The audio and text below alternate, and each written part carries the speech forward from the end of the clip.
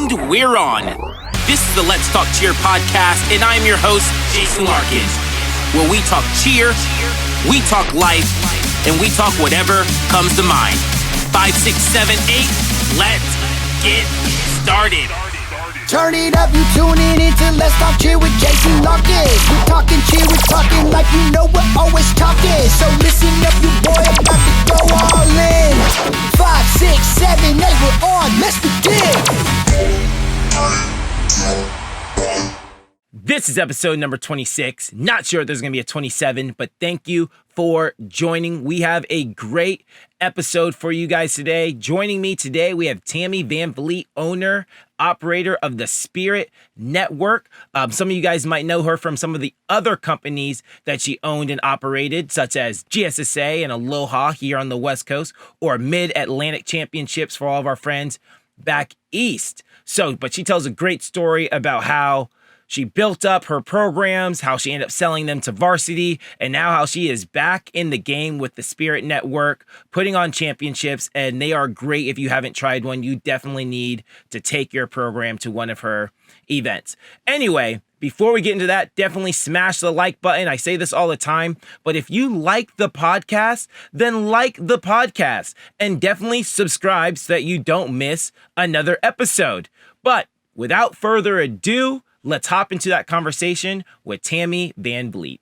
All right, guys, here we go. As I said in the opening, we have Tammy Van Vleet here with us. There's a street in Palm Springs, Van Fleet Street. Yeah, I always want to send it to you. And I'm always like, well, that's not her last name. She's like, that's not my name, Jason. Wow. But no. I always think of you when I see it. But I love it. Anyway, here we are. Thanks for joining us, Tam. We're like super excited for having me. Let's talk cheer. Dude, we're going to talk some cheerleading today. I'm like super excited to have you because, we haven't done a ton of interviews on this show. It's usually just myself and Brittany just talking cheer. Which I love Brittany. Oh my gosh, big fan. Dude, she's the best. Be more, don't be less. Can't wait to have you back, Be More. But, it's just us talking and we're like, well, let's get into some interviews this summer. And I wrote down, I'm like, let me see 10 names I can just write down who I'd want on the show. And of course, I had to have you. Like, one of the first names I wrote down, I had to have Tammy because I think you have such a fantastic, amazing story that I personally want to hear. And I think that our audience, like, once they hear, wow, that's a journey right there. It's been a journey. It is definitely a marathon. It is not a sprint. That's for sure. For sure. So I want to dive into it and hear all about it. I hope that sounds good to you. Yeah, great. All right. So Tammy, I remember, this has nothing to do with the journey, but I just remember the very first time I met you. I didn't even really meet you. It was GSSA, I think it might have been called the SoCal Classic. That's what I always call it. But it was the one at the Brent Center, like early November, or maybe like late November or so, right? Yeah, that would be a season kickoff. Yep. Right. So we're there and it's my first year coaching All-Stars. So I don't know anyone in the industry, but we're there and we get there early before teams are competing or anything. And, you're there and you're like, hey, Troy, hey, Kelly, hey, Melissa. And I'm kind of standing in the back and I'm like, wow, she owns this. This is so cool. And I'm like, one day Tammy will know who I am, Oh my gosh, totally. That didn't take long either. Yeah, it was awesome. And I actually got a Legality at that competition. I will never forget this. So we're going to get into the interview soon, but I got to tell you this. It was so funny to me. So I have a senior 2. They go and they compete. And we get back and we get the score sheets on the phone or whatever. I'm standing there with Troy and Melissa. And how the scores, and I go, I got a Legality. It's my first. It's literally my first competition. I got a Legality. Like, well, would they? They're all angry. What'd they call? What'd they say? Yeah. And I'm like, it looks like I did They said that the back handspring toe touch is illegal, and both of them go in level 2. And I go, note to self. That is definitely illegal. We're not arguing that. So I learned the hard way that not only do toe touch back handspring in level 2, you can't do back handspring toe touch. So right. Anyway. Well, and legalities, we've gone full gamut with the legalities. At that point, I think of the career, we would completely independent contract to our USASF safety judge at that point. And whatever they said was what we went with, right? Yep. So now we have come full circle with a little bit more, because we watched how, you didn't go out there and do that on purpose. No, you just didn't know. And so, and now that our rules have become so complex, and I mean, you have to sit there with a magnifying glass and look at what's changed, what's in red, what's in blue. It's like reading a tax code. So now with our safety and legalities, we use it as education. And so if we have a one-day event, you are told that you have a warning. It's explained to you.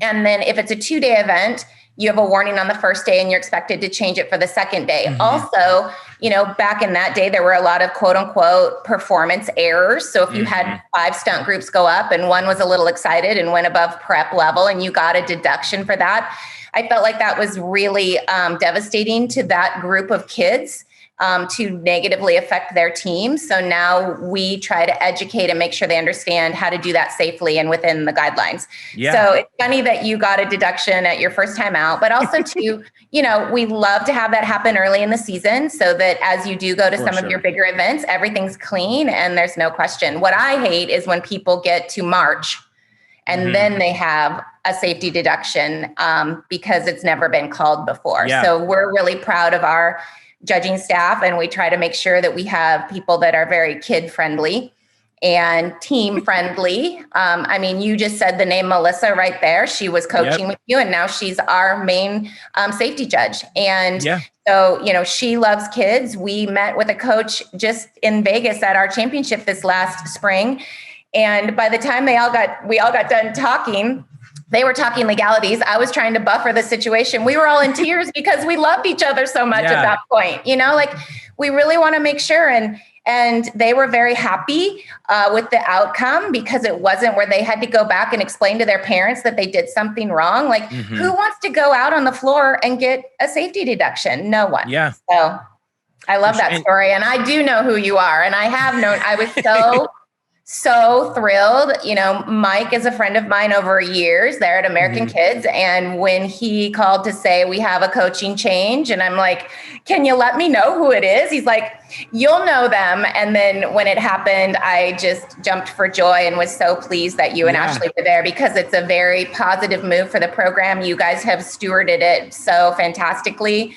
And I just love what you have both done with your career. And I say both because she is your driving force. And 100%. Unfortunately, in our industry, there is a little bit of a male domination in leadership, but I also say behind every good man, there is a super strong woman. And in your case, and a surprise mother-in-law. That could not be more true. Now you have 2 strong women behind you. Yeah, true story. One's only 1 year old. Yeah, dude, but she's going.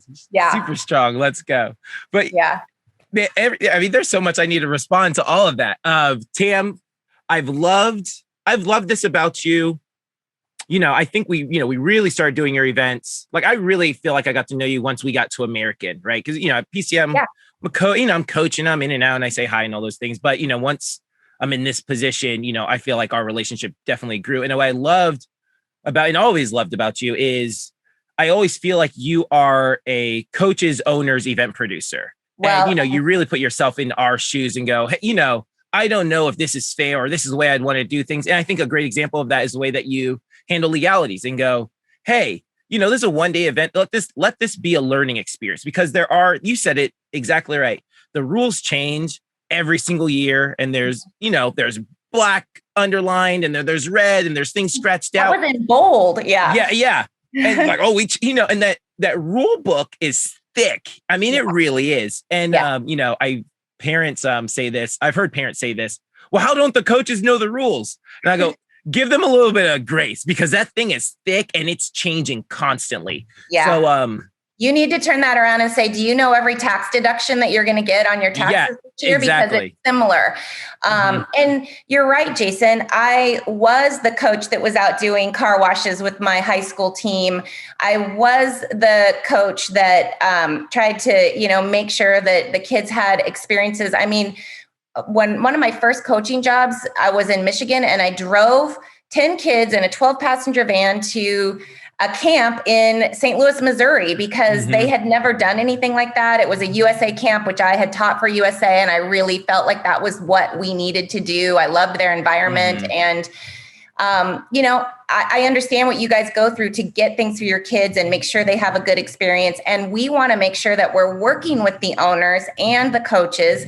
And that's why we have our conference call every Tuesday before an event, to make sure that we answer any questions, that we know where you are. I say where you are as far as what you're navigating with the program at that point, because it changes right now weekly. Yep. And make sure that we're doing what we can do to make sure that you're keeping your customers happy. And, that was the whole part of having Las Vegas last year in April. Was it easy to have live events last year? No. We were very fortunate to have a few, but for our California customers who we couldn't have live events, we then went one step over the border in Reno, and we went one step over the border in Las Vegas, and we were able to deliver that for them. But that last event in Las Vegas and Phoenix, which your boy, remember? We had Phoenix. Well, we had Phoenix, and you did Livestream. We were very lucky to be in Texas. We went up to Wyoming of all places. Yeah. There's places that we had live events last year that we probably would never go again, but. We were doing whatever we could to bring that experience to the kids. And in Vegas, it was important that coaches knew if we needed to separate out divisions, if you needed to say that this needed to go at this time, that we were able to help with that. Because what we wanted to have happen was the families to leave there, the kids and the parents to leave there very happy, so they would come back and sign up for your program again. We didn't want them to come back and say, this year really wasn't great. We think we're going to try soccer. Yeah, for sure. So you've got to navigate those things. And that's what I hope our customers know. I mean, I give my cell phone number to every single one of our customers. And that gets me 24/7. And I want to make sure that if there's something that we need to navigate, and I would rather navigate it together and head on. And that includes disagreements or challenges. And you have to kind of get each other's perspective. And then, we had a scoring change to our score sheet between our Denver and Cheyenne weekend this last year, because a few coaches brought up a very, very good point, and we discussed it as a staff, and we were able to navigate and make that change on a Wednesday. And sometimes people say, oh, we didn't know about the change. We're trying to get it out there as fast as possible and make it happen. We don't sit and wait for a 2-year scoring window to make a change on something, or a rules window or whatever. I was told when I went to Varsity, well, you've been a speedboat and now you're on an ocean liner, and it takes a lot longer to make that turn for us because of being an ocean liner. Well, I'm back to being a speedboat, and I'm better at being a speedboat. And so we make those changes, and good or bad, we try to make it quick and make it effective and make it on the side of the kids. Yeah, for sure. And I just love what you guys brought to the industry. Now, eventually we're going to get into the real questions, but I loved, when I did the live stream in Arizona, it was so good to be at live events again. We did virtuals all season long, and then you go, hey, Jason, can you do the commentary at our Phoenix event? Yeah, sure.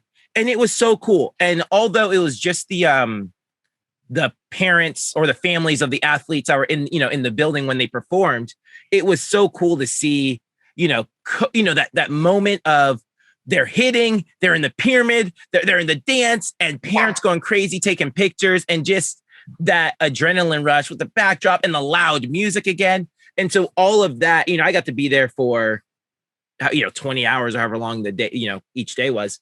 Not each day, but, the weekend. But just getting that feeling again, and you were able to bring that to so many of us last season. It really did save a lot of people's season. Remember and remind us of why we do what we do. Yeah, no, and I appreciate that. I had 18 months to sit and think about how I would do things differently. Yep. And that was one thing that I wanted to do. I wanted to stream our season ending event together so that teams didn't have to travel out of their region. And while that was going to happen, we just had to move that timeline up. We moved it up to November of last year for the Blue debut, which if you want to take on Cheer Athletics and their showcase as your first outing with a new platform, talk about being nervous the night before. Yeah. Right. But we did it with their 5 locations. And then as we got better and better, we had weekends where we had 18 locations streaming in, sometimes with no venue. So, we did help save seasons. Our friends at Hawaii All-Stars in Maui, they actually competed 8 times last year, where they usually don't get to compete that often. And they wouldn't have competed because their families, number one, wouldn't have left the island. Number two, wouldn't have even brought their kids to the gym. Like if they weren't going to compete, there was no reason to stay enrolled. And we were super fortunate to go over and have dinner with them in May and just really, toast a glass to say, well done and excited. And our announcer, director of design, Kyle, they shared a video with us because the parents couldn't come in. And I'm sure that's how, well, you had parents in your gym, but we have the parents couldn't come into their gym. And so when they did awards, they did it on the loudspeaker, but their parents were all outside in their cars, and they showed us this video of all the cars, and they were reading the results, and their team happened to win their division. Kyle could hear his voice, like a stereo echo from the gym to the cars, and then they're all honking, and I look over and he has tears coming down his face because, we worked really hard. And like I said about the live events, it was not easy. We had parents that thought that it should be like normal.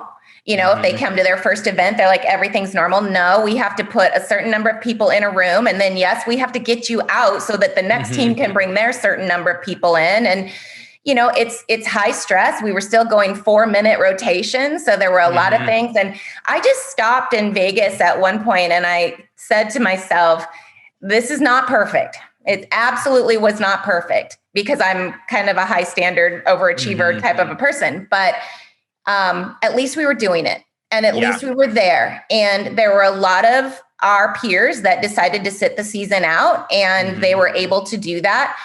We just wanted to provide what we could for the kids and the teams. And a lot of event producers got lucky last year and had some big events because there was no other option.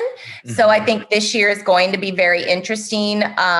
The rubber's going to hit the road, and I'm very fortunate to have a great team around me. We have, we're recreating, but we're not starting from scratch. We start with a lot of experience and a lot of events that we've already done that are very cool that we can say, well, it's going to be kind of like what we did in 2014, but it's going to be even better, and so we're excited, and there we go. We'll see. Yeah, here we go.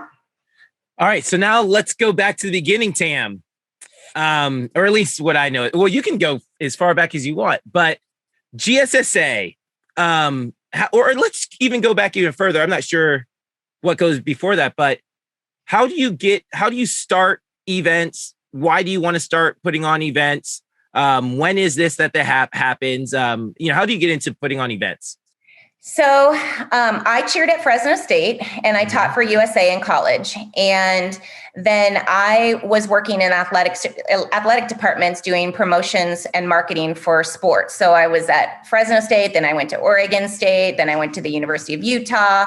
I had a stint when I first got married. We lived in Michigan and I worked for Varsity selling uniforms. And that's when I was coaching my team in Michigan. We then moved to Los Angeles. I worked at UCLA putting on conferences. All of my accounts were the sports accounts. So every UCLA sport camp, all of the cheerleading camps that we had on campus. And then much where you are right now in life, I had my daughter, and there was no way that anyone else was going to raise that child. I didn't even like taking her out of my arms. So I started doing some private coaching in the evening, and I came home one night. I mean, it was just like a lightning bolt had hit me. And I said, I'm going to do a coaches conference because every coach I was working with was either the cooking teacher or the history teacher, and they got thrown into it. And one coach is like, how do I even warm them up? So it was a lot of school-based programs at that time. That was 1999.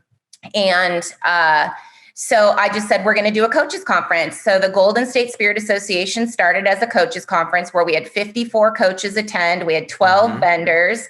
It was in Los Angeles. And, it was really reaching out to my friends. Mike Burgess brought a booth up and spoke, and Ray Lozano spoke, and Eric Anderson spoke. And, it was really just all of our pals that got together to try to educate coaches. And I go back, like Spirit Athletics, Patty was one of the first attendees of our very first conference in 1999. And, she still she was in Vegas with her teams this last year. So it's really fun to have these long relationships in the industry. Troy is a longtime friend, and so that's how it started. And I wanted to also give scholarships because when I was a senior in high school, I won the female athlete of the senior class, and I was a cheerleader. And the reason I won it was because I went down to Fresno State and I tried out and I made it my senior year, which nobody had ever done that from my high school. I come from a very small school in Northern California. And so I won a $500 scholarship. And to me, that was really huge. That was major. So I wanted GSSA to have a scholarship program. And the first year I walked around and asked for donations, and Mike Burgess was nice to donate $500 and somebody else did that. So we gave $1,750 that first year. And then the next year I said, I don't like asking for it. I feel like I should be selling Girl Scout cookies or something to get the money. And so I said, well, let's put on a competition. And so we did. And it was, 7 mats. Orange Coast College came over. Mike and Dan from Orange Coast College came over and brought their kids to be my staff. We charged, this is the funniest thing, we charged $3 at the door. Okay. So the spectator admission was $3. And I went into the ticket booth at one point, which was one of those booths that had the window and you open the door. And when you open the door, there were so many $1 bills that it was like one of those cash machines where they just had it going everywhere. And they're like, why didn't you charge just $5? That would have been so much easier. We wouldn't have had to make change. We wouldn't, $5 from $3. I just was $3. But it was me again wanting to make sure that it was affordable for the families. We raised $5,000 that year to give scholarships. And then from then on, we did, and that was our first Southern Cal Classic. Then we did the Northern Cal. So we went from 1 to 3 events to 5 events. And then we were traditionally and annually giving away $10,000 in scholarships. There we go. I remember going to, it's Super 6. Yeah. And so my first time at Super 6, there's the kids wearing the tape on their arm. And I'm like, what's the tape on the arm for? Like, it's the seniors and they're trying out for the scholarship. And I was like, they can win a scholarship. Yeah. So it's so crazy to hear. Because I remember hearing that you had a coaches conference. But I had no idea that you started that, the coaches conference was the origins before the competitions. That's cool. Yeah. So we went from 54 coaches to 144 coaches to 210. It just started growing. The scholarship started growing. The events started growing. But then my family started growing too. And I had my son, and the kids were 1 and 3 when we moved from LA up to Oregon to raise them in a little smaller pond. And so then it kind of got hard to be traveling to my events. In 2007, I merged with the Jam Brands, trying that out. I was told that, they could make my life so much easier. And we went to 12 events and it got harder. So in 2009, I bought the company back from the boys in Louisville, by the grace of God, actually. And then Lacey, who's still with me, she and I recreated in 2009. And we built from 12 events up to 33 one year. And this is all off the kitchen in my house. I'm now a single parent and raising 2 kids, running this business. I also had a gymnastics facility because my daughter wanted to do gymnastics. I'm not going to be a cheerleader, she would tell me. And so we had a gymnastics facility so that she and her friends and 200 more kids could do gymnastics. And then I took her to Worlds when she was 12, and she sat there and I just watched this happen. I watched her look at them and study it and think, I can do that. And I don't have to do the bars and I don't have to do the beam. And I'm a rock star because I can already do a back tuck. And, you know, so I watched that happen. And then the next thing we know, she's doing cheer at high school. And then she was doing All-Star in Oregon. And then she actually finished high school early and went on a world's team her senior year and then cheered in college. And so really, I take it from a parent perspective too, because I was that parent and wanted it for my kids. And I also know the positive life lessons that it can bring. And I really want to keep having that for kids. And I look at my other assistant, Andrea. She has a 5-year-old daughter right now, and she's starting to get into dance. And they went to a cheer gym yesterday. And you know, so it's just, those are the kids that I look at that are close to my doorstep, but at the same time, I want to make sure it's still there for them, like it was for me and for my kids. And shout out to Andrea. She's awesome. She's the best. Yeah, she's great. She is the best. And, you know, I have a super great staff. You know, they say you are who you surround yourself with, and that couldn't be any more true. I've mentioned Kyle, I've mentioned Lacey, I've mentioned Andrea, Trisha. You know, I can just go down the whole list. And we constantly, yourself included, Ashley included, we try to surround ourselves with like-minded people. And I think you saw in the Bahamas at our first return to a coaches conference, what that resulted in, and the picture of all the attendees in the lazy river. Like, there was more business done in a bathing suit that weekend than, you know, and you were so darling because you're like, I need a projector and I need to do this for the PowerPoint and I need copies. And I said, no, sorry, that's not happening. You're not going to button this up and be corporate. It is going to be, and that's why it's called the Coaches Network, because we network.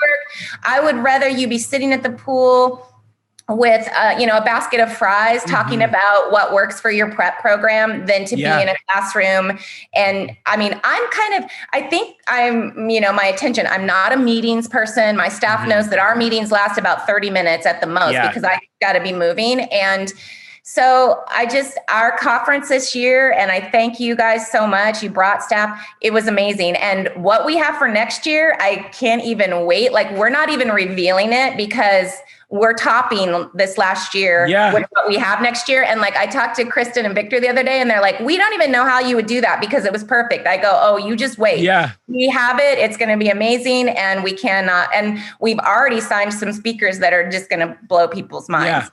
So can I ask, is it still in the Bahamas, or is that a surprise too? Okay. It is. No, it is in the Bahamas. And what I think with that is y'all need a vacation. And the really cool thing, like, OC All-Stars brought, was it 8 coaches? Yeah, 8. They had a bunch of them. They had more than us. And we brought 5 or 6. We credit the registration back to your competition for this coming season. So basically, we paid for them to come because we feel it's so important that we all do get together and share these ideas. And I mean, you saw what came of that. When Kristen Rosario leaves a coaches conference and is like, we might just try prep this year. You know, that's when you know that big things are happening. And and I'm hoping you learned something. I know Chris Henson was so great. Like, I just am really excited to continue to have that. And it's at the time of the year when the kids are kind of dealing with graduation and all that stuff where you guys don't have them in the gym. So it's really time to sit and take a breath,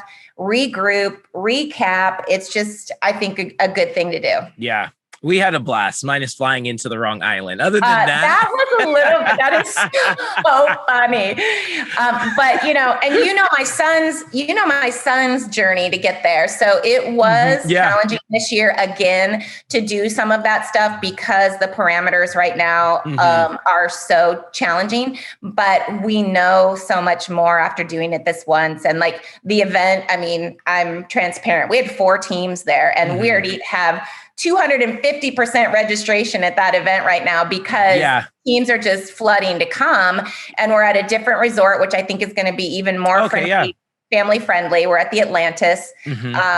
So I'm just really excited about both the event that'll take place in May and then the coaches conference. And we did separate that because we want the coaches to be able to have their time and not be worrying about their kids or families or anything like that. It's really going to be very focused on the coaches this year. Yeah, we really had a blast. We had a blast. And it was so cool. I remember when you sent me the list of who was going to be speaking, and I was like, no, like this is incredible. And so cool just to hear all of them just talk about everything. And, we're just like kids in a candy store. It was really cool. Just to hear from everyone. So I thought you did a great job. Well, and to have in the Bahamas, and I just appreciated. Yeah, I appreciated everybody's efforts, and I did listen to the podcast with Victor, and there were some of those stories that we learned about at conference, and who'd have thought?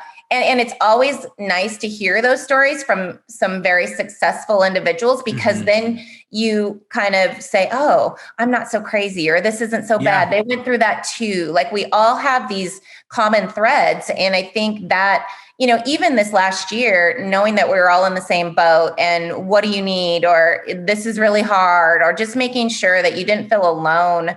I think that's something that conference did too. So I'm excited for this next year. There we go. Let's go. So all those coaches out there, 2022 coaches conference, and be there, be square. There is one little caveat. I mean, it's literally invite only. So we're only going to have 200 coaches, and it's going to be it's going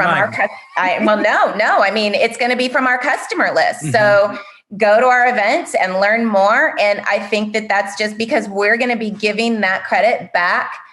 We're basically paying for you to attend a coaches conference, but we want to make sure that we're feeding into the programs that are feeding into us. Yeah, for sure. And it's not hard to get to one of our events though, because we live stream still. We have events all over the country, and now we're headed international. So, it's really, Switzerland. We're going to Switzerland, and we just, signed our partnership with Spirit Academy in France. So we're starting to support, I saw that newsletter. Yeah, we're starting to support their event that they're having in May. And then our event will be over there in June in 2023. Oh, it's so hard to say that. And then we have a couple of other countries that are on the list that come after that. And it's just a matter of things getting a little more settled before we can move forward there. Yeah. And we did Finland before, and we're headed back there as soon as we can, but hopefully that'll be sooner than later. So here's a question. This question is supposed to come way later in the interview, but I'll ask it right now since we're on that subject. So you've decided not to go USASF route. So what's kind of the thought process behind all that? So I was the 6th company to join the USASF and give Worlds bids. So when you came to our Worlds event for Super 6, that we were number 6 behind Cheersport, NCA, UCA, USA, and ACA. So those are all varsity companies. And then GSSA, I remember the day that I told Jim Chadwick, I said, I'm really concerned that there's not enough representation from the West Coast. What would it take for us to give a bid? And he says, it just takes $25,000.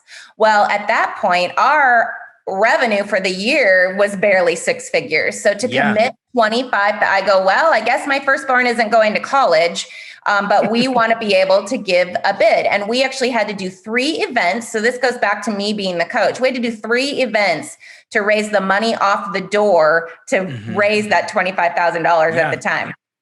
So I was very supportive of the beginning of the USASF. I ran the coaches conference for the USASF at Worlds for 3 years in a row. We had not only GSSA's World bids, we had the Aloha Spirit Championships bids. And then I also acquired Mid-Atlantic. So I had 3 Worlds bid giving companies.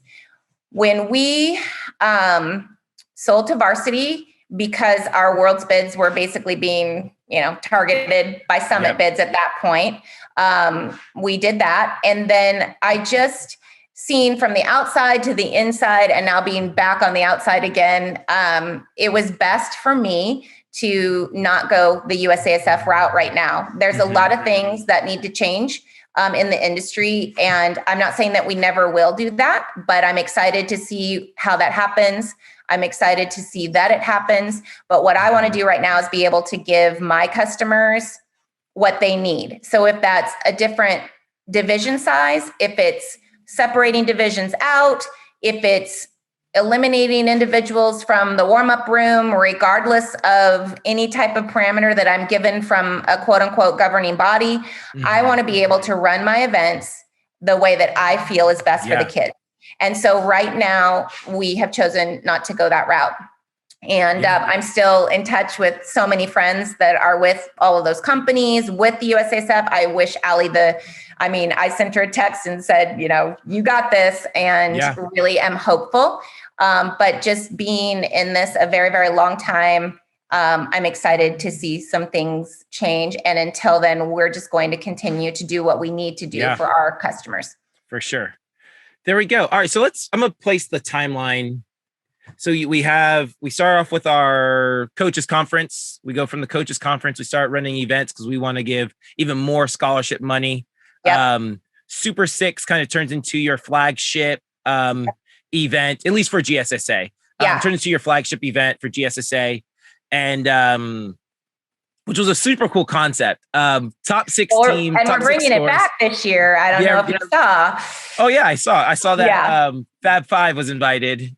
Who else? I saw World Cup Fab 5. That's all I've seen so far. Yeah. Have you invited any more teams already? Yeah, we've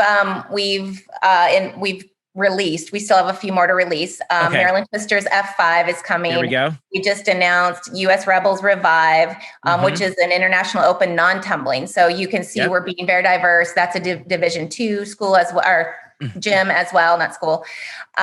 We announced yesterday Superstar Athletics, and their team's name is Super Six. And we've got a couple more to drop that we're really excited about. Lady Lightning is going to stream in from our Chicago event right now because it's the same weekend, but they also may decide to come and be live. So we will have a red carpet gala arrival for those teams. We're kind of combining the Academy Awards and WWE, if you will. And so the production on the night of the level 6 teams. So all 6 level 6 divisions will compete, and then the top 6 scores will advance to Sunday's Super 6. So that's how we did it with GSSA. That's how we'll do it here. And the winner of that is going to win a bid to the Bahamas this year. They will have an airline stipend. And in the future, you're the first to know this, Jason. In the future, for our France event, the winner of the marquee will be the U.S. ambassador team at our French Royale. That's so cool. Yeah, that's so cool. So this year, Lady Lightning's going to Switzerland. We're just really focusing on kids representing the U.S. abroad. And you said this at the conference, and you said, our focus this year isn't going to be sending kids to Worlds. It's going to be sending kids around the world. Exactly. And I thought that was such a cool. Nitty, I can't remember the name of his dance program, but he was there with his dance program in the Bahamas. And I thought, we're old friends. We used to work back with jams together back in the day. And I was like, this is so cool that you got to bring your families out here. Like, when else are they gonna get this opportunity to come out here? He's like, we saw the opportunity and we wanted to give this to, our families and these kids to come out here to the Bahamas and go and, we'd see them and blackjacks out on the beach, just enjoying themselves, having fun, especially after the crazy year and a half that they had at that point, So, it was good. And we had a really neat phone call yesterday from TJ from Superstar Athletics. And he said, Tammy, explain to me the Bahamas a little bit further. And he goes, okay. He goes, well, our Worlds team came to me and asked if they could just not go to Worlds this year and go to the Bahamas. And I said, oh my gosh, TJ, I want to throw my arms around their necks right now and hug them. He says, they've been 4 times to Worlds. They're in a really deep division. It has become a trip. Okay. And yes, it's a great event.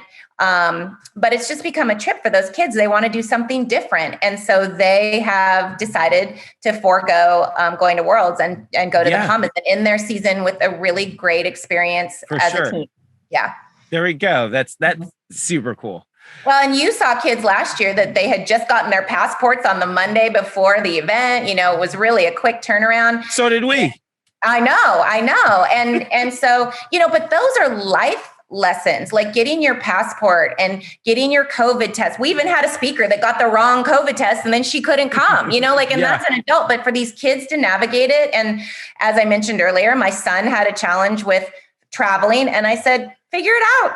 And he did. Like, he got on a boat and sailed from Fort Lauderdale to Grand Bahama, and then took a flight from Grand Bahama to Nassau, and and he figured it out. And then he even had to go to the U.S. Embassy and get his passport fixed when he was there. But had he not done that, and as a parent, I just stand there on the sideline and clap, because I know if he gets stranded somewhere, he knows how to navigate that now. And those kids, I had one mom. The daughter had gotten the passport after the team had left from Vegas. And I was on the phone with her and I said, don't worry. Our shuttle driver will be there to pick her up from the airport, get her to the hotel. And I can't imagine, with the fear this past year, like, that was so brave of that family to send the daughter navigated it. And just the confidence it gives kids to do something like that is really awesome. We go. All right, here we go. So where are we at? We go Super 6 coming back this year. Yep. So you brought this up a little bit, but let's dive into it. GSSA is killing it. We're going, and all the events. And then we sell to Varsity. So it kind of sounds like you said, and I brought this up in another podcast. I won't bring it up now. Y'all just have to go back and listen. But you kind of felt like they might have tried to squeeze you out. So explain the situation of selling to Varsity. Okay. So at the time, a lot of our customers were asking for summit bids, and it was definitely, this was 2016. It was definitely on the forefront of everyone's desire. And it was getting very hard to navigate the industry at that time. This is the 2016 season, or 2017 2016-17. Yep. Yeah. Yep. And we wanted to collaborate. We wanted to try something for our customers, and it was getting very hard to navigate the industry. Hindsight's always 20/20, but I jumped in. I always jump in head first and make sure that we try to give everything the best. I wanted that to succeed. I absolutely wanted that to succeed. Unfortunately, it didn't fit with my spirit. Like, I was under an office that it wasn't the right fit. And I'm not going to be one of those people that, after spending 25 years of working, looks back and says, half of that I was miserable. I can't fake it. I don't fake things very well. And so it was just, I called my good friend, Brian Elza, and let him know that I was going to have to resign. And that was leaving my 3 brands. Like, it was like putting my, children, or I'm not going to say children, I'll say my pets, up for adoption. How's that? So it was very hard. 18 months doesn't sound like a long time, but it is a very long time when you're not doing what you love to do.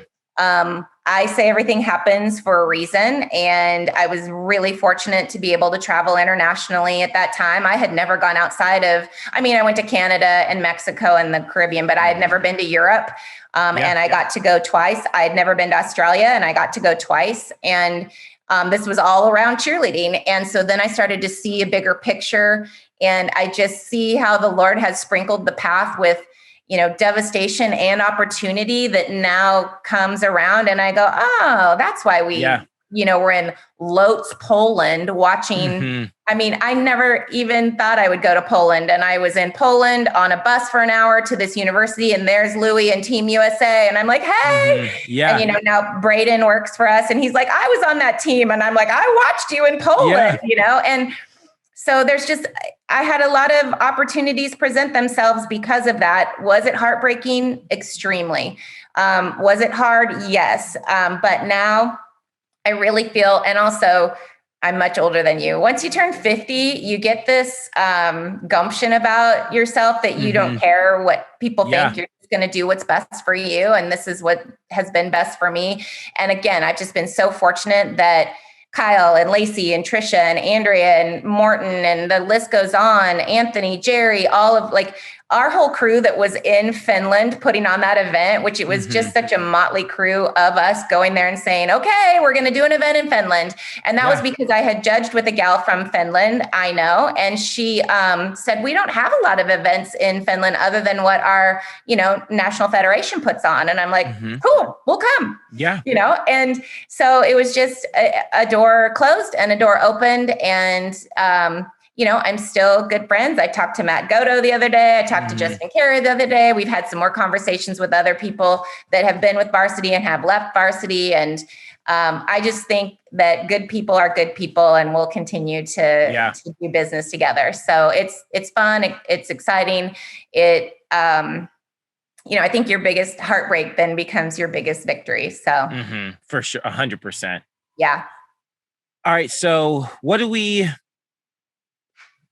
with your time with VAR, so I remember let me say this first. I remember seeing you. Yeah. So the year you sold to Varsity was our second year at American. So we did a slew of your programs or your events the year before when you were still, Tammy just as the speedboat. And then we go the next year. And I remember seeing you. What is it? Your event it was Aloha. So in Sacramento. Yeah. Yep. The capital. Cause the kids all love going to the capital. That's what it is. Yeah. Yep. So yeah, we're there and I'm excited to see you. And I remember I was like, oh, there she is. Like, hey, Tammy. And I didn't see, I was like, man, I'm not sure how I'm not sure if I was reading this correctly, but my first instinct was, I'm not sure if the transition is going as smoothly as maybe she hoped it to go. I told you I don't fake it very well. Yeah. But even at that event, you were still the same. You were still the event producers, the coach's event producer. Like I remember there was something about divisions and like, you go, hey guys, you guys wanted deeper divisions. I tried to give you deeper divisions, but if we don't want to have it like this, and let's do it like this. And I'm here for you guys to make this, your event or whatever, So anyway. Yeah. But as a speedboat, it was really hard to do that because I had a lot more parameters that were on me at that time. And, there's two shirts that I always identify with one that says, I don't play well with others, which, that can be a good thing or a bad thing. The other shirt is, yes, I run a tight ship. It's a pirate ship because there's lots of drinking and swearing. Those are two shirts that I always see. And I think, that's for me. Yeah. But I do like to stick to my beliefs and my thoughts. And if I'm not going to be able to do that in an environment, then I'm going to opt to make the environment to where I can stick to that. Because at the end of the day, I have to look myself in the mirror and be comfortable with what I'm doing. And I do feel like, Jason, if I was to come to you as the coach or the owner of a program and I can't give you what I need to give you and what I should be giving you, then that goes against my character. So I'm excited where we are. I'm excited what we went through. I'm thankful. I'm grateful and just really, looking forward. Yeah. So now we talked about this off air. We talked about the book Thrive that you were reading or just read. You said, if I could pick, just one nugget of truth in it, or, if I can just learn one thing from the book, then it's, worth the read, worth the buy. So what's like just one thing that you picked up while at Varsity, even though it didn't work out probably the way you wanted, or maybe even Varsity wanted? What's like one thing that you picked up while you were there? That's a great question. The structure of business, I learned a lot with that. Like I can do a budget for an event now, like nobody's business. Yeah. And that was another great thing about our brand is we could kill their budgets because we are very shoestring. Like, I mean, our staff eats at Starbucks and, stays in,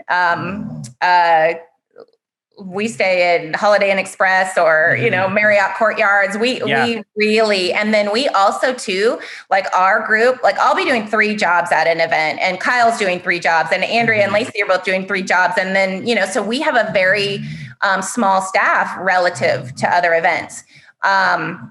So we did learn a lot about budgeting. And I also learned a lot about why some of the rules or regulations are what they are, because when you're operating such a large organization with so many events, you have to do things a certain way. Whereas if I'm operating a smaller company, I can do things differently. And that brings me to the adjustment that we just made for scoring for this year. Do I feel like our comparative scoring system is the right thing to do? Absolutely, I do. Is it hard for the coaches to change from one system to another? Is it hard to have a comparative system where you have to deal with 400 events in a season and, hundreds of judges? Yes. So we have decided to align with the universal score sheet. And we're doing that again for the good of our customers. What I want to make sure is that we get the results right. And we have some very skilled judges. So, I just learned a lot of things that can apply to a small company and a large company. And sometimes it's different, and it's not right or wrong. It's just different. And so I'm a small business person and come from a coach's perspective. And so, we did learn a lot of things, and we learned a lot of things about people and a lot of things about ourselves and where we, fit well. And so I wouldn't trade it. Hindsight is 2020. Would I do things different? I don't know. Probably, maybe. I don't know, but it's all valuable. For sure. All right. So we learned, this is all we learned there. What did we learn during our 18-month hiatus? We learned and real quick, just to clarify for the listening audience, you sell the GSSA, you sell GSSA and your other two brands, Aloha, Mid-Atlantic, right? And you sell those to Varsity. Then you go on and you're I have no idea what they call you at that point. Brand manager. Yep. So you're the brand manager. So you're still basically running the events, but you're running it under the Varsity umbrella. It's not exactly, you don't get to be the Tammy that you've always been, and I'm just making this up but you're not the Tammy you've always been, right? And so you decide, you know what, guys, it's been fun, but it hasn't been real fun, right? So, and you have an 18-month non-compete, and so you have to sit out 18 months before you can put on any events in the US. And Canada. They got you in Canada too. Because believe me, Seattle is not far from where I live. I could have gone right up to Vancouver, but no. Yeah, for sure. And Canada. All right. So you have 18 months where you just have to sit and do nothing. So, okay. So what did we learn during this 18 months? We learned that you're not as significant as you think you are. You are gone and things go on. And that's a very hard pill to swallow. I had customers contacting me the week of GSSA saying, we're so excited for Super 6. And I'm sitting on my porch, doing a jigsaw puzzle. And we also have people in the industry that quickly forget who you are, and you're just no longer relevant. And after doing that for so long, it had then been 19 years of doing it. My son just graduated from high school at that point. So both my kids had left the house. I'm, like, oh golly, empty nest, empty life. What do we do? And so I did get to travel. I did start to look outside of that. Should I have tried something else at that point? I guess maybe. But I still knew this was where my calling and where I wanted to be. And that is really weird. And now to be back doing it, I know this is where the Lord has me for a reason. And it's been very hard to reestablish, especially in COVID. I mean, December 16th, 2019 was my day to come back, relaunch. We do 3 events. And then we get shut down for COVID. And then, so it has been very humbling, financially devastating. But I still know that this is what we're supposed to be doing. And So as long as I just keep saying to my staff, we need to stay consistent. We need to continue to offer good products. I would like to start back up and be right back where we were in 2016, 2018, when we were still doing what we were doing, but we're not there. People don't know who we are. We start over with a lot of relationships that we already had, which is a good thing, yours included. We start over with a lot of experiences. So we don't start over from zero, but we do have to really start over and be very realistic. Like we were going through this year, sorry, I'm letting the dog out. We were going through this year and doing budgets, and, we've got some small events. Like we have some events that'll have 50 to 75 teams, and that is financially a break even almost. And you don't like to do things that just break even. But at the same time, I'm willing to do that. And I know it takes about 3 years for us to get our feet back underneath us.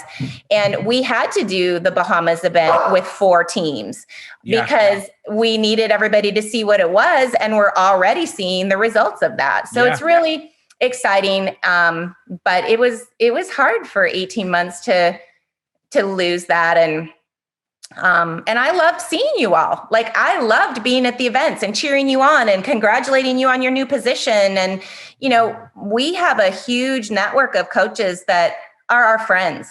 And, when we all get together, we have a really good time and we know stuff about each other. I mean, I know your path and you and Ashley and all of that.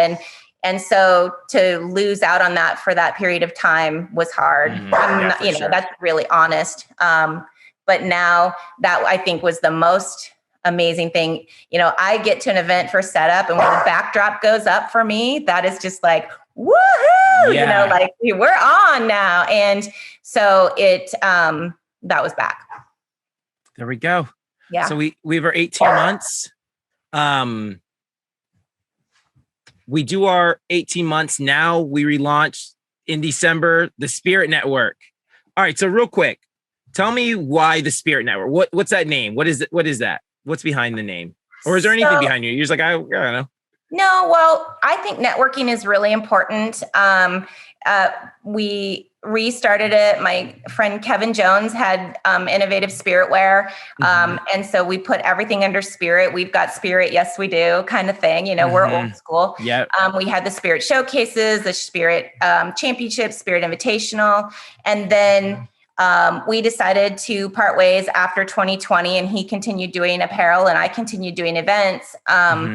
But so at that point, the Spirit Network became really awesome because here we were live streaming, and it was like our own little cheer CNN kind of thing where Trisha was our host and Braden was our host. And, the cool thing about our live stream platform than any of the other virtual events is it is live. Yep. So kids really get that feeling of you're on deck and now you're on. Like it's one and done. You don't get to redo that video shoot 5 times until you're happy with it, which is almost better for the kids because I think they get discouraged when they have to continue to do it full out over and over and over to get that right video. I'll tell you. I know. And we heard that through the season. And then the other part was our hosts, which you were included, and we just loved having you. We had one day that was 14 hours long, and we've had 12-hour days. We've had 10-hour days, 8-hour days. They are talking to the parents the whole time and really able to educate them on, okay, we're in level 1. This is what they can do. This is what the judges are looking for. And really, I think promoting our sport to our customers.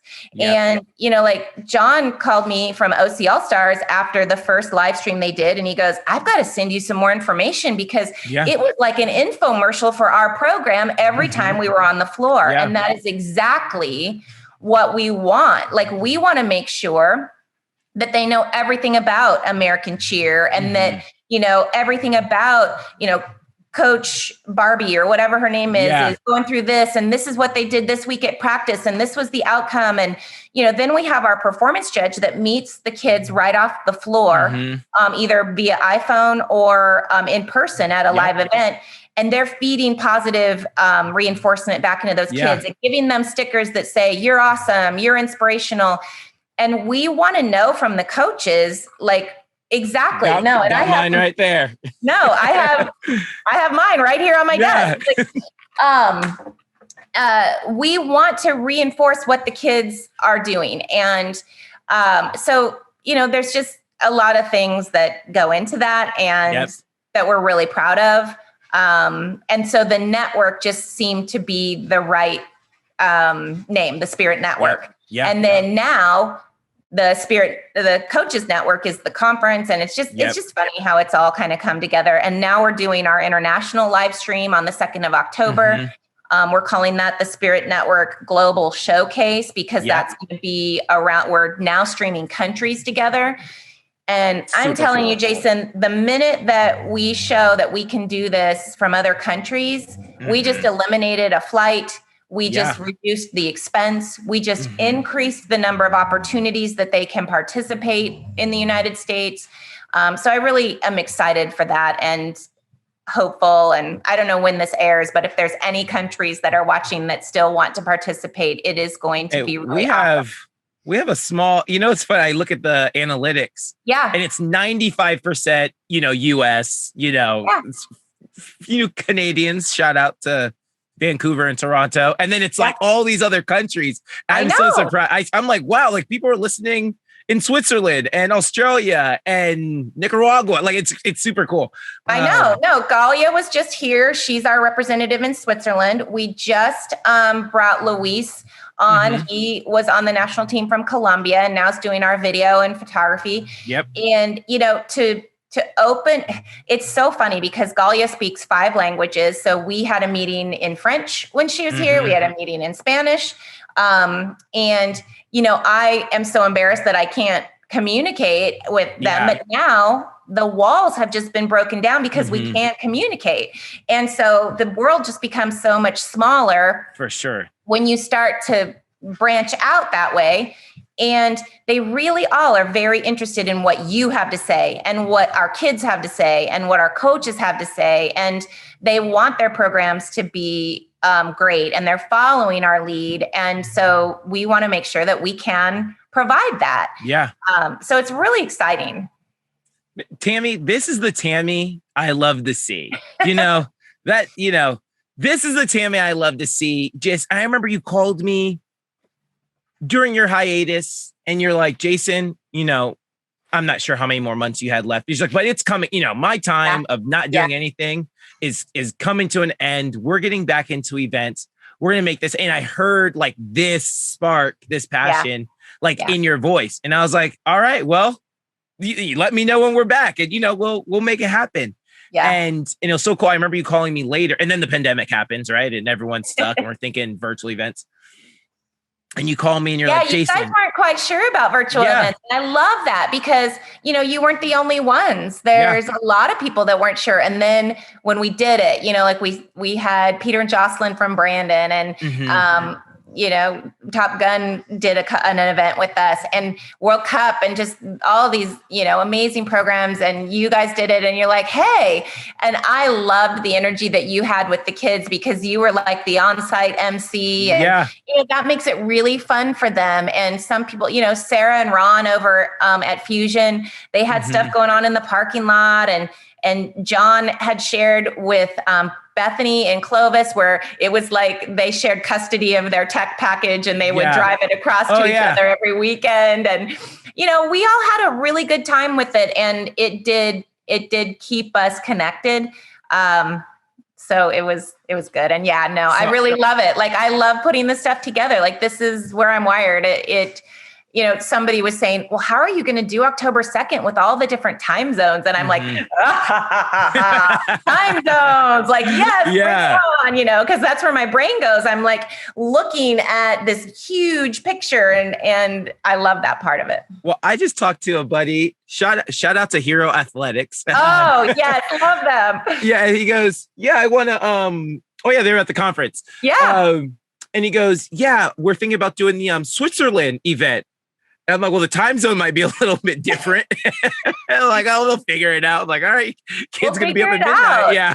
I mean, I have a call into Galia right now. And she texted me last night before I went to bed and she was just getting up and now I get up and then, it's really interesting. And that's how we were in Finland too, because like I would call my daughter and she's like, Mom, I'm going to bed. I'm like, okay, well, we're just getting up and going to the event, So, and then there's Australia where it's a whole nother day. Like it just, and even in our events this year, we had people challenged by the time zone, and I would get a call from a coach going, "Oh my gosh, I messed up. My families are arriving an hour later." I'm like, "All right, we got this." Yeah.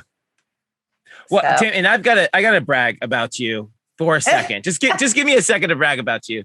Tammy, great. And I told you this in person. I said it on the podcast before, but I got to say it to everyone listening now. Spirit Network, fantastic virtual events. It was, and like you said, you called, I'm a little bit iffy. Our parents we don't want to do virtual. So I'm hearing this in the lobby every single day. We don't want to do virtuals. We don't want to do virtuals. So I'm like, Tammy, we're going to try to, stick with a traditional schedule. And you're like, all right, we'll see. And I was like, hey, if anything changes, we'll let you know, I guess. And then, we can't get anything. I'm like, Tammy, we need events. Please let me know. So we do it. And we did, funny enough, the Varsity GSSA event, which was cool. The kids, everyone knows what the Varsity virtual event looked like. We get a week to film. We film, we send it in, we get score sheets 3 days later or whatever. And then, they put it online and, there's a first, second, third place, whatever. It is what it is, right? And we do your virtual event the next weekend or the weekend after that.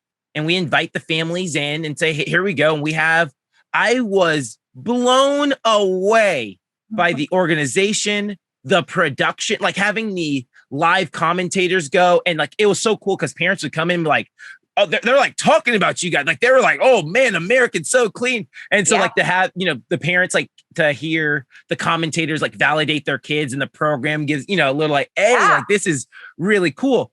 And so that was awesome. And we're on that Zoom call with all the coaches. And it was just so hey, Jason, you guys are on deck. Okay, kids, we're on deck. We're going in 3 minutes. Be ready. And then the one and done, we did that first, the first varsity virtual event. And it was, we bring in to have 2 teams at a time so they'd have a crowd and everything. But we didn't realize how much time these kids really need in between routines, right? Yeah. And it's one thing when you're conditioning and you're trying to wear them out, when you're trying to get a really good take, the kids need ample amount of time in between takes. And I had to learn, like you said, like you've been saying a few times, hindsight's 20/20, right? Yeah. And I'm like, dude, these kids are exhausted and we haven't really got a really good routine yet. Yeah. And it was great to just how we were able to do everything. The one and done, the performance right after, or the performance judge right after, and the kids were able to hear everything. Mm-hmm. And so I thought you did a fantastic job. Again, everyone do one of these events because it really was just well thought out, well organized, a great event from as far as the parents' perspective and watching the kids. I just thought you did a fantastic job, and cheers to you for sure. No, thank you. And yeah, we will still do it. For you guys, if you wanted to compete in Washington, DC, you don't have to put that expense into your budget of traveling, and you'll be competing against different teams than what you see regularly in your region. So it's always good, and around the holidays, maybe you don't want to travel during flu season, and we don't know what's going to happen still. I got a text message the other day that California is requiring vaccination cards for large events. And as I read further, it was events over 1,000. So our sessions are going to be kept to 999 at this point. Right. We need to keep moving forward with live events, but at the same time, the live stream gives you an option to add to your schedule at very little additional cost. And, we spent a lot of money on those tech packages. That was an expense that was unforeseen. And you're right. After January 1st hit, and you all saw that, we sold out our events in 2 weeks, just about every event sold out in 2 weeks, the first 2 weeks of January, because reality had hit. And, that's the one thing right now, we're still trying to plan for this season with still a lot of uncertainty. We know where events will continue to go. One of our events last year, we were in Irving, Texas. We had 6 teams live. Over 50 streamed in, but we had this whole convention center for 6 teams. It was like a ghost town. Yeah. I mean, But we still had it live for those 6 teams. There was 25 that were supposed to be live at the beginning of the week. And then, as you mentioned, kids got sick and they had to change this and that. And it ended up being 6 teams. And, Crazy. we also had another program that was live streaming in. They had 11 teams and they had to cancel the night before. And I said, well, aren't you glad all of your families didn't drive to Vegas? Sure. And we even had a team that drove to Reno and had to pull out when they got there because they didn't have enough kids to continue. So it's just the new landscape. And I think if we take a deep breath, and that's what I was sharing with you that I learned in this book, like we're going to have adversity. Why don't we just plan for it? That's also why we open our age grid up. You can have 25% of your kids outside of our age grid. And what that does, if you have a junior team and you lose 2 kids, you could bring a senior aged athlete or a youth aged athlete in to do that routine. And they, sometimes are the only ones that know the routine and you don't have another junior age kid. So we're really trying to do those kinds of things that are our team kid program friendly. And that saved us. We had someone, we were on the call, that Tuesday call that you do before the event. Yeah.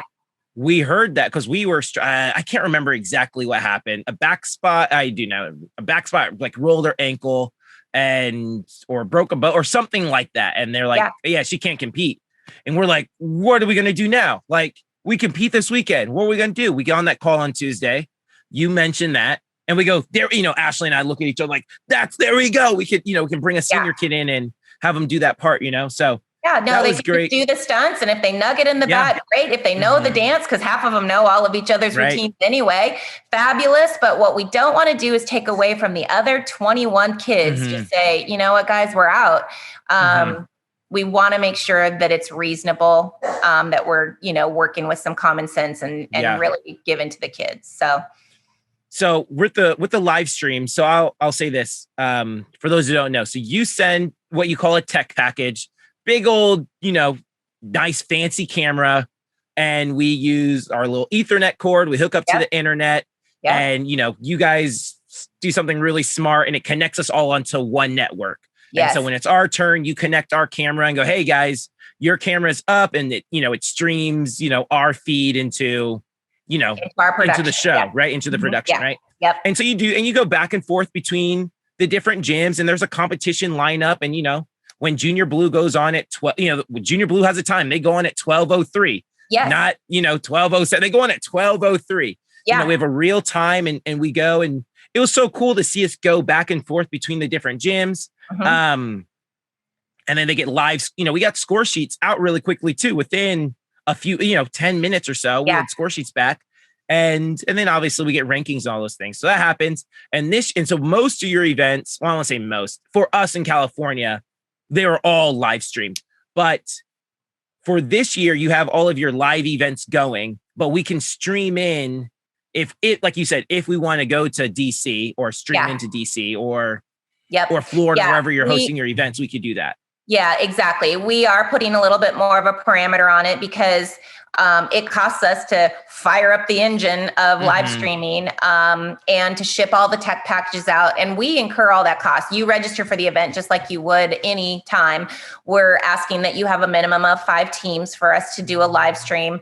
And then we send the tech package, which the cameras are not a GoPro. It's not your iPhone. It's a $7,000 tech package that is coming to you. And yes, you plug it into your Ethernet. It's not Wi-Fi. You plug into your sound system so that it feeds right into the production. It's very professional. Our guys are amazing. And it is a way for you to expand the opportunities. And when I say expand, like, Hero is talking about competing in Switzerland and they're going to live stream to Switzerland. That's amazing.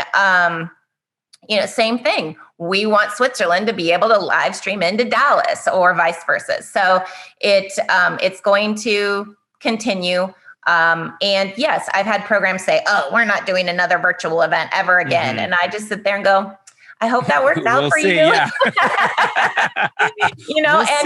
And we're here if you need us. That's all I can say. But right now, we've got events already filling up. And so if people are on that and registered for that, they would be the first ones that we're sending tech packages to. So that's why right now we're really trying to find out what everybody's doing and plan, because I do like to plan for things and not react. But I know, it's been really interesting this summer. I think everybody took 2 summer vacations instead of one because last year we didn't get one. So we're just waiting patiently and excited and hopeful. So there we go. All right. So let's get into the last 3 questions real quick. So what needs to start, stop, and change in the industry? You sent that over to me and it took me a second, but it came quite quickly. And I think we need to remember that this is a youth activity / sport for kids. Like we have to look more at participation and experience rather than trophies and world titles and that kind of thing. Like I like to, and we're talking right now internally about not having hair pieces be allowed.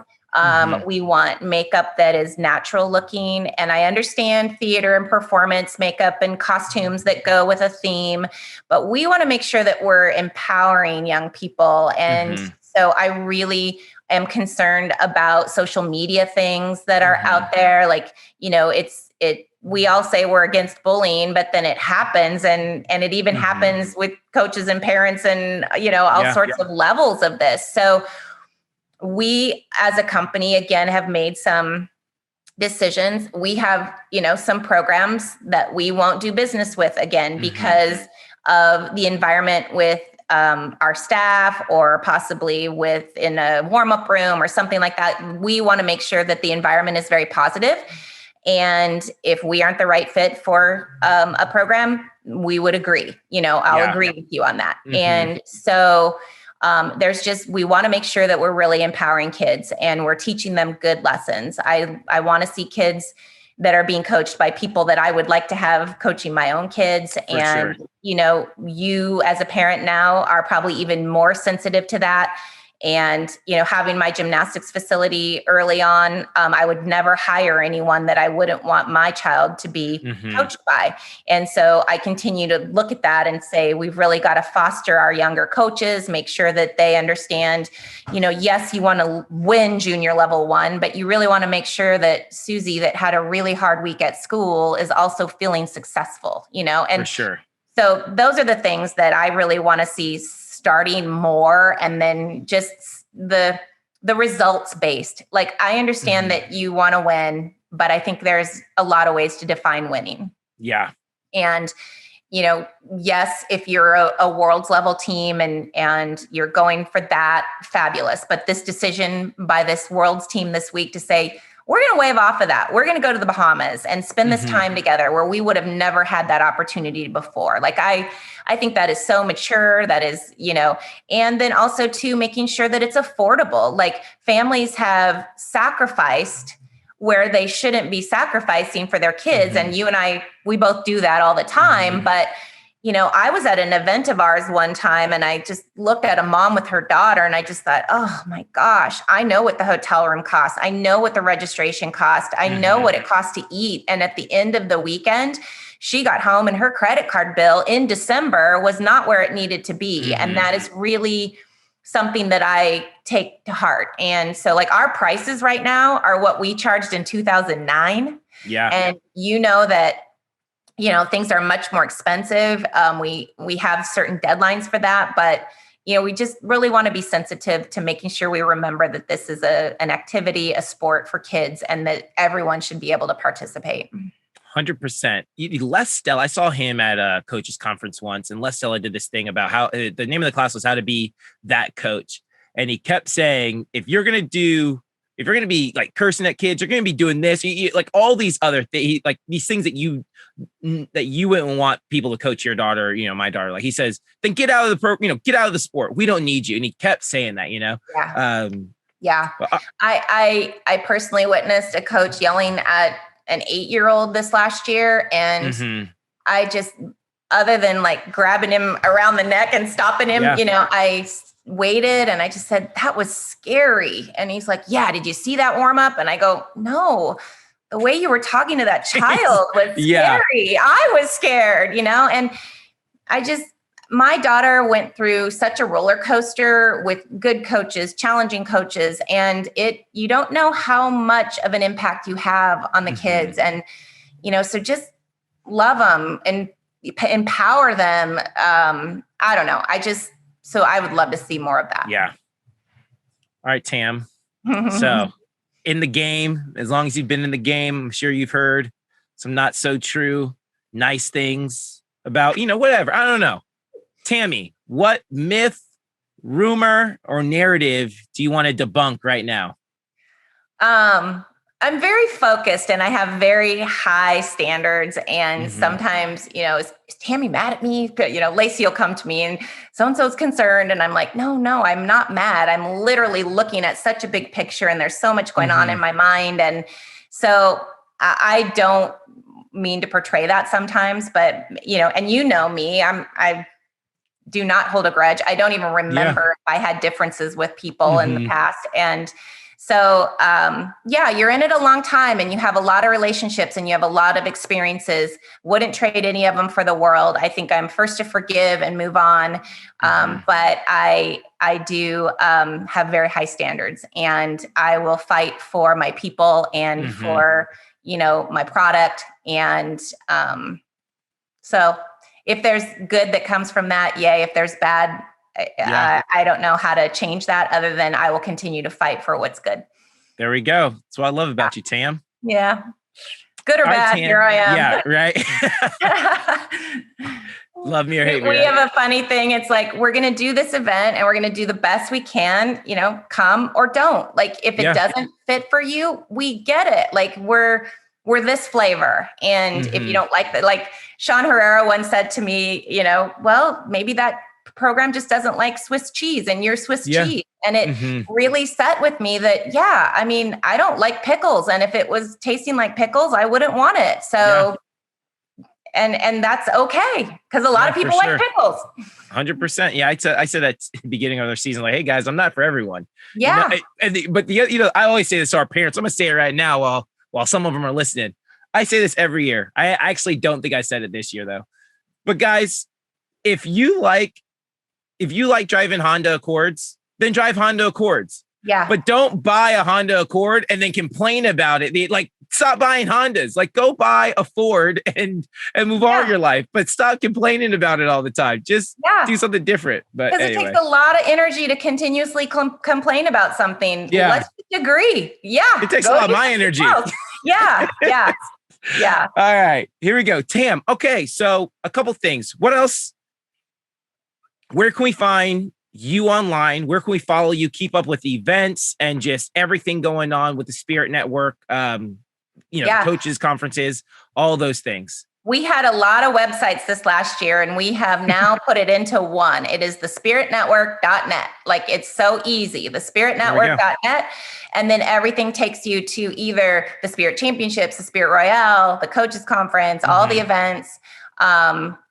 Everything is under thespiritnetwork.net. And that is just the easiest way. I got asked the other day what our Twitter was. We don't even do Twitter. I have a hard enough time keeping up with Instagram and Facebook. And my kids have got me to do Snapchat so I can send them videos of the dogs. But I don't even have, I think I have 5 people on Snapchat and don't request me on Snapchat because I will decline it because I'm really bad at it. But we just do Instagram, Facebook, and thespiritnetwork.net. There we go. Yeah. So we'll link those below or put them on screen or something like that. Make sure people can find you. But guys, I'm telling you and always email me if you have ideas, if you have, the best idea is not always a new idea. So if you've got an idea, send it our way. We would love to help with that. And we're really inclusive and collaborative and all those fun words. We like to bring good people onto our team and have good programs at our events. And so we'd love for everybody to join us. And I really appreciate you having me. You're doing a great job. I love this so much. Trying my best, Tam. You're the best. We need more of your voice. That's what we need more of your voice in the industry. And thank you. There's a place to get information. And I think you are providing that. And I just applaud you.